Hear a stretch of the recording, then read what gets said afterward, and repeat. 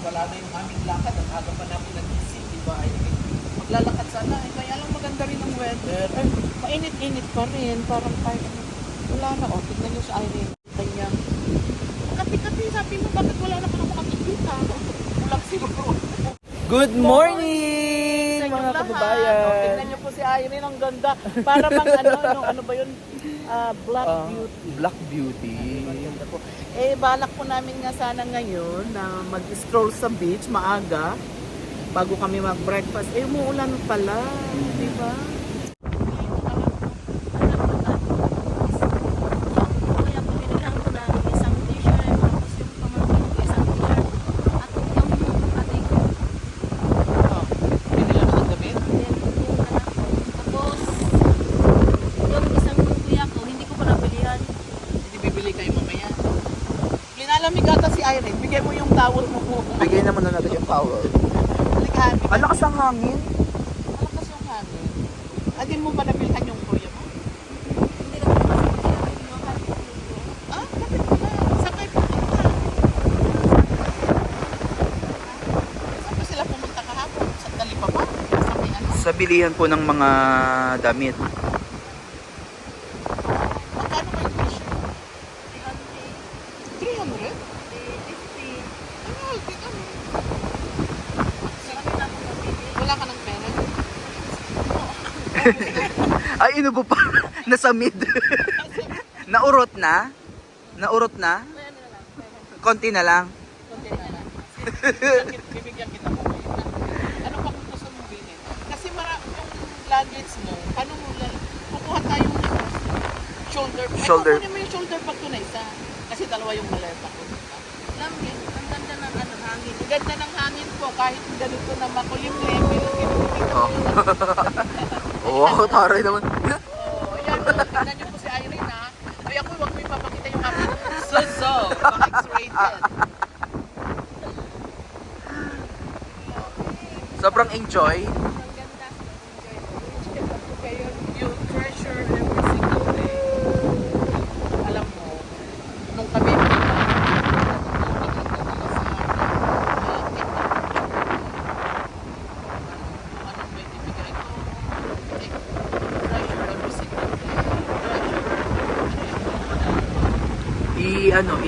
Pagkaingatan. pagkaingatan na araw-araw. Kasi bihira lang value ikaw, wala ka talaga. But the thing is, sa'yo, ang kwento is very unique. Unique ang kwento niya. Kaya, ano? Lakasan lang natin yung boses. Kasi mahangin eh. Wala pa kayo unique ang kanyang ano po, ang kanyang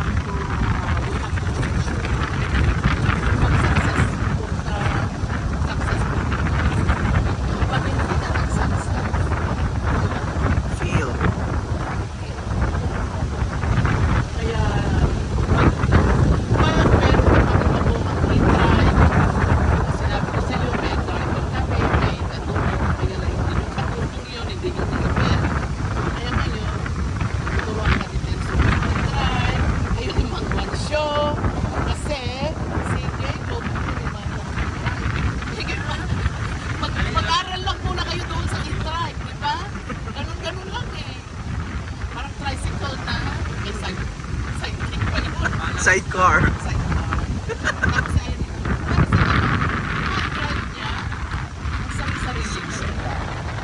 Para hindi na tayo uupan na. Eh, yun ang aking isip. Kaya pag wala na kami nakakad, nakapalit. Kapalit lang na gusto namin mag-graduate ka, tapos ka, kasi mag-graduate ka ng high school, di ba? Fourth year na siya. Tapos magka-college na yun. Eh, 5 years na sa akin. Tsaka lang po, once na nag-mistake, ayaw ko yung nagsisinungaling. Ayaw ko yung nag-iiwan. Once na nalaman ko yung kasi ako yung galing dito sa akin yung father. Kaya kami mga kapatid, hindi kami we don't smoke. Nagalit palagi. Hindi kami alam ko lang masasaktan ka minsan. After a while, kasi pag nasasaktan ka sa hindi ka asis. Ayun yung hihila sa'yo.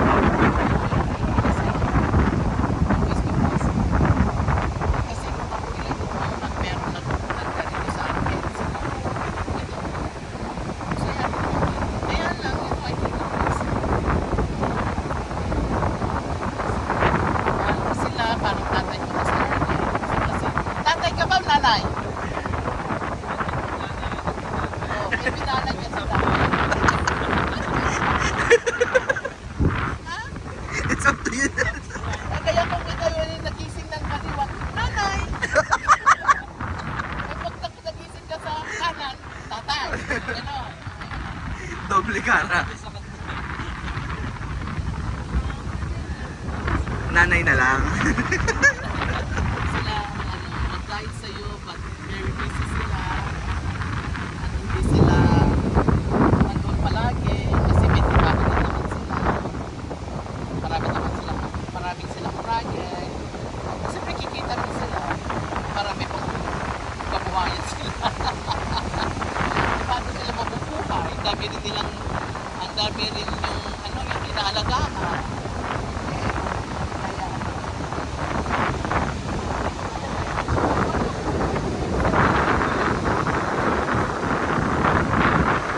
tapos, pag nagluto kayo, kasi ang nabalak ko, sarili nyo.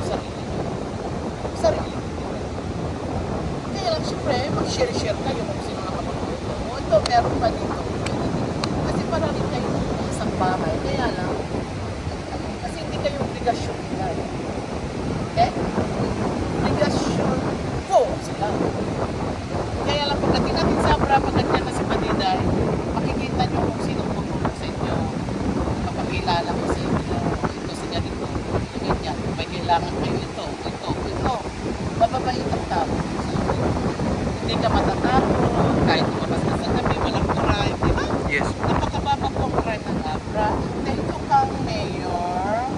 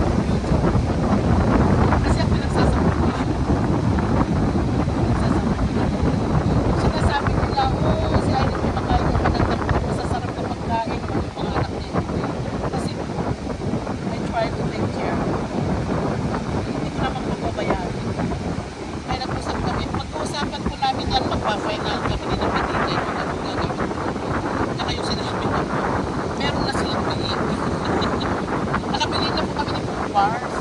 Eh nalunod sa Baguio. Nawala yung pera namin, hindi ko park. Nakaplano ko yan, nakaplano na. Hindi ko naman papababayaan sila unless na magloko si Irene at magloko si Natalita. Kasi I don't tolerate those.